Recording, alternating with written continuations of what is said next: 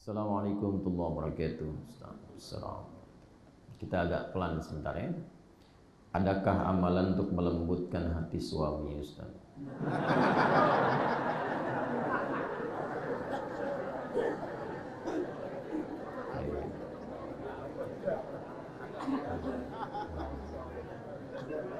Ibu ya, agar berhenti main game dan merokok.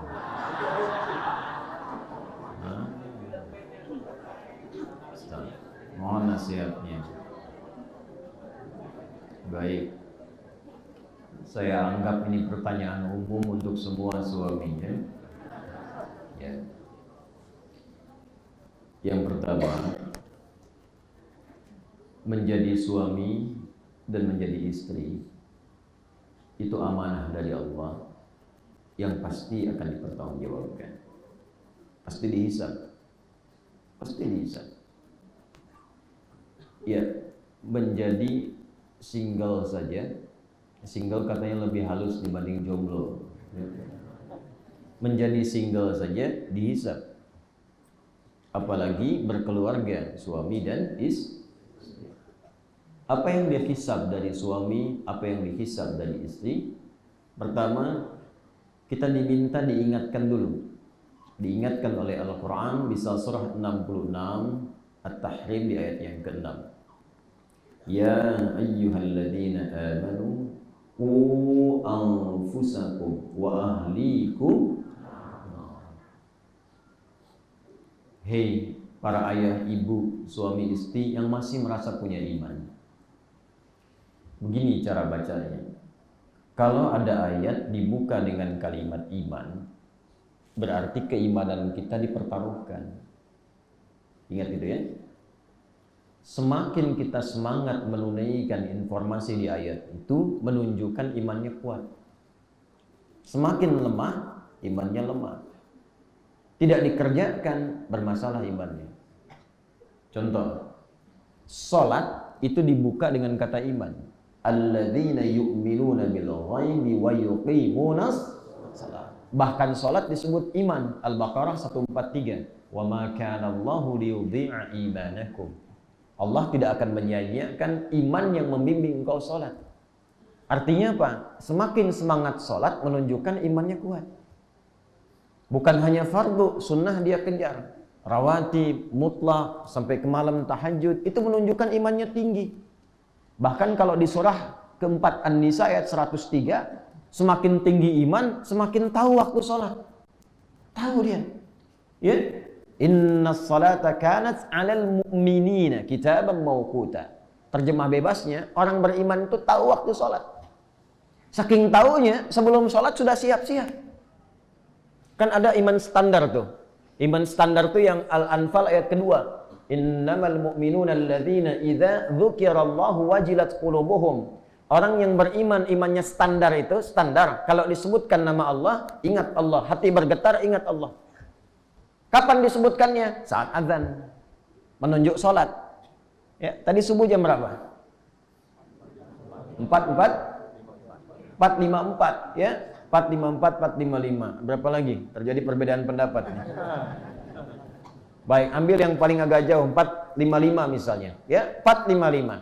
Allahu Akbar, 455. Langsung, oh ya Allah, sudah azan, siap-siap. Itu iman standar. Standar. Yang hebat itu sebelum dipanggil sudah siap-siap karena dia tahu waktu sholat. Subuh 4.55 saya mesti bangun jam 4. Saya mesti bangun paling telat 4.30. Itu iman kuat. Yang repot subuh 4.55 baru bangun 5.44. Ya, balik. Nah, jadi kalau kita ingin berkata dulu, kita ambil teori dasarnya dulu. Kalau dibuka dengan kata iman, amalannya menentukan tingkat keimanan. Ada iman yang ditempatkan di keluarga. Contohnya tadi. Dibuka dengan kalimat iman. Ya ayyuhalladzina amanu. Hei semua orang yang merasa telah punya iman. Qu anfusakum wa ahlikum nara. Maka para ayah, para ibu, suami, istri, jaga keluarga. Ada amanah yang dihisab di hari kiamat. Jangan sampai satu anggota keluarga terkena ancaman neraka. Hati-hati. Maka bagaimana menyikapinya? Maka diberikanlah oleh Allah kepada ayah, ibu tanggung jawab tersendiri supaya mampu menjaga keluarga dengan baik. Untuk ayah, untuk suami, misal Quran surah ke-4 An-Nisa ayat 34. Pelan-pelan, lihat baik-baik. Ar-rijalu qawwamuna 'alan nisa bima faddalallahu ba'dahum 'ala ba'dhin wa bima anfaqu min amwalihim. Suami-suami itu ditunjuk, diamanahi oleh Allah dengan 2 tugas pokok. 1, melindungi, merawat, memanage keluarganya, memimpin keluarganya. Qawwam itu melindungi, memperhatikan, merawat, memimpin. Itu qawwam. Punya tugas perlindungan. Dan perlindungan pertama pada keluarganya adalah perlindungan dari yang mengganggu imannya. Karena itu yang menentukan bertemu Allah. Jangan sampai nanti ada anggota keluarga lemah iman, lemah ilmu. Harta itu nomor 3. Lemah iman, lemah ilmu, lemah harta. Itu yang dimaksud Quran surah 4 di ayat ke-9. وَلْيَخْشَى الَّذِينَ لَوْ تَرَكُوا مِنْ خَلْفِهِمْ ذُرِّيَّةً ضِعَافًا. Para ayah itu mesti takut, ibu mesti khawatir kalau meninggalkan anak-anak lemah. Lemah apanya? Iman. Tahu dari mana itu? Lanjutkan ayatnya. فَلْيَتَّقُوا bertakwalah kepada Allah. Lemah takwanya. Bertakwa kepada Allah, takut karena akan dihisab. Ya. Hati-hati, Anda cari uang banyak, kumpulkan, begitu anak disekolahkan di tempat yang tidak mengenal Allah. Di tempat yang nggak pernah ngajarin sholat, nggak pernah baca Quran, cita-cita masuk surga, Firdaus lagi. Gimana? Ya, siapkan, optimalkan. Karena itu Allah memberi pesan, lindungi keluarga, lindungi anak-anak. Yang pertama apa? Lindungi dari ancaman neraka saat pulang. Kalau di dunia, nih maaf ya, Anda di rumah tiba-tiba, na'udzubillah ya, ini contoh saja. Tiba-tiba ada kebakaran misalnya, anak tertidur. Baik, apa yang Bapak lakukan? Dibangunkannya susah. Nak bangun. Kebakaran. Iya. Kira-kira apa yang dilakukan? Anda gendong, Anda tarik kan? Kenapa? Karena sayang. Neraka itu lebih panas, Pak. Sekali bakar masuk, 1 detiknya sama dengan 48 hari. Panasnya membakar sampai ke kulit, sampai ke tubuh, hancur semua. Quran surah 4 ayat 56. Itu neraka yang paling rendah. Neraka paling rendah dari 7 tingkatan. Innal ladzina kafaru bi ayatina sawfa nuslihim nara kullama nadijat juluduhum baddalnahum juludan ghairaha liyadhuqul adzab. Hati-hati orang yang terus membantah, ingkar dengan kami tarik ubun-ubunnya. Malaikat diperintahkan tarik ubun-ubunnya, celupkan. Tahu teh celup? Tahu ya?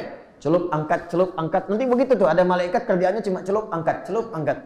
Begitu dicelupkan, hancur sampai ke kulit. Kenapa kulit disebutkan lebih awal? Karena kulit indera perasa yang paling peka. Dicambuk sekali, sakit. 2 kali, sakit. 3 kali, sakit. Di tempat yang sama, 10 kali, baal. Tidak terasa. Tapi Allah hancurkan kulitnya, lalu diangkat lagi, sembuh lagi. Hancurkan lagi. Demikian 1 detiknya sama dengan 48 hari. Karena 1 harinya 1000 tahun. Lebih panas, Pak. Bu, jaga. Bagaimana cara menjaganya? 1, Quran surah ke-2 Al-Baqarah ayat 168. Tafsirnya. Ya ayyuhan nasu kulu mimma fil ardi halalan thayyiban. Jangan bawa yang haram ke rumah dan cari yang baik-baik. Bekerja dengan halal, bekerja dengan baik. Jangan sia-siakan waktu, hasilnya bawa ke rumah. Halal, baik. Ada yang halal, tapi belum tentu baik. Ini sudah nggak halal, nggak baik. Ini yang repot. Maka nanti dampaknya bukan hanya ke bapak saja, dampaknya ke anak. Ya, contoh, rokok walaupun ikhtilaf. Ada ikhtilaf. Ikhtilafnya sebetulnya ringan. Kalau saya cenderung untuk memilih, untuk saya pribadi, saya memilih hukum yang haram. Bagi saya pribadi. Karena saya tidak menemukan dalil-dalil yang menguatkan untuk mendukung kehalalannya. Ya, sederhana saja, mafsadatnya lebih banyak dibandingkan maslahatnya. Ya, daruratnya lebih tinggi dibandingkan dengan manfaatnya. Daruratnya lebih tinggi. Mungkin bagi sementara ada kalangan maslahat, manfaat, tapi mafsadatnya lebih tinggi. Paling gampangnya gini, kalau Anda merasa misalnya ada manfaat, coba Anda melihat anak Anda merokok usia 5 tahun, dicegah atau tidak? Kenapa? Kenapa? Hah? Nggak bermanfaat ya? Baik, makanya di tempat-tempat rokok, bahkan di tempat rokoknya itu sendiri dituliskan, ya, merokok dapat membunuhmu. Kan? Baik, ini jadi bagi saya itu membahayakan, bagi saya. Kalau mungkin beberapa punya dalil atau pendapat yang lain kita hormati. Baik ya, tapi yang pasti lebih banyak mafsadatnya dibandingkan dengan manfaatnya. Maka yang seperti itu sebaiknya dihindari. Ya. Kalau Anda bisa berlatih menyimpan uangnya lebih bagus, berapa sehari untuk merokok? Berapa keluarnya? Lalu lihat anak Anda, lihat istri Anda, apakah mencukupi kebutuhan rumah tangga? Apakah anak itu dapat kemudian kebaikan-kebaikan dari situ? Kalau Anda bisa kumpulkan sehari habis 50.000, sebulan 1.500.000. 1.500.000 itu kalau Anda sekolahkan anak Anda di tempat hafalan Quran, 2 bulan, 3 bulan, 6 bulan hafal Quran. Anda pilih mana? 6 bulan hafal Quran dengan Anda meninggalkan rokok, atau Anda merokok, anak Anda tetap jauh dari Quran? Coba dipikir dulu sampai situ. Main game, ini yang repot nih. Candu ini lebih bahaya daripada rokok, lebih bahaya. Karena sekarang game itu sedang diolah sedemikian rupa menjadi bagian dari judi. Ya, saya sampai mengajar naik ke kaki bukit di gunung. Mereka bekerja dari pagi sampai sore, per hari dapat 50.000. Ba'da maghribnya pasang slot main game. Inna lillahi wa inna ilaihi. Dan itu candu, hati-hati. Game-game online itu banyak yang judi, itu candu. Dan jelas dilarang. Ya, jelas dilarang, haram hukumnya. Ya. Bahkan kalaupun tidak ada judinya di dalamnya, tapi menjadikan diri kita pribadi, mohon maaf, lalai dengan kebaikan, lalai dengan perhatian, hukumnya bisa haram. Menunda waktu sholat, ya, lupa dengan kondisi keluarga, bisa haram hukumnya. Karena itu, hal yang pertama dihadirkan pada diri kita, pertama maaf, ketika Anda menjadi bagian dari anggota keluarga, yakinlah bahwa itu akan dihisab. Nanti akan ditanya, apa peranmu ketika anakmu tidak mengaji?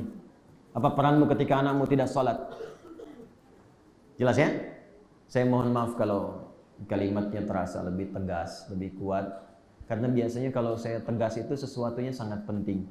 Sehingga tidak memberi celah bagi kita untuk banyak lalai dan terlalu santai dalam menyikapi itu semua.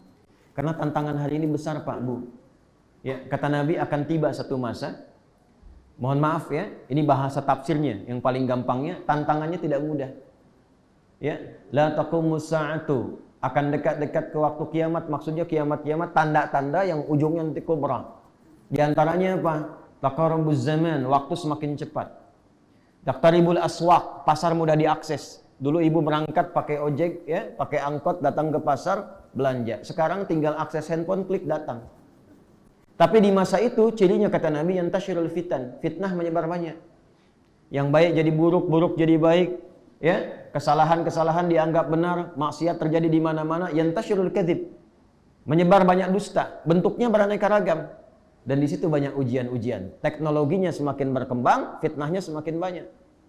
Ya, sekarang ceramah saja bisa diedit. Ya. Sesuai dengan keinginan orang-orang yang bikin. Kadang-kadang demikian. Makanya hati-hati. Ya, nah, dan di kondisi itulah tantangan lebih besar. Kata para ulama, minimal jaga diri dari maksiat. Maka itu bertakwalah kepada Allah. Kalau sedang main game, ingat-ingat akan dihisab nih. Ya. Kalau sedang merokok, ya mungkin punya timbangan beda-beda. Jangan jadikan hukum umum apa yang saya sampaikan. Ini bagi saya pribadi, kalau Anda mau ikuti ya silahkan. Kalau tidak kita hormati. Ya, jangan dipotong videonya lalu dimunculkan, dibentur-benturkan satu dengan yang lain. Tidak begitu. Ya. Nah, kalau sedang merokok, ya pikirkan dulu maslahat nggak, manfaat nggak.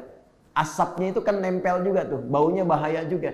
Ya, bermanfaat nggak untuk anak-anak? Jangan-jangan bapak yang perokok, anaknya nanti yang kena kanker paru. Ya, anaknya yang kena dampaknya. Hati-hati. Ya, hati-hati. Insyaallah.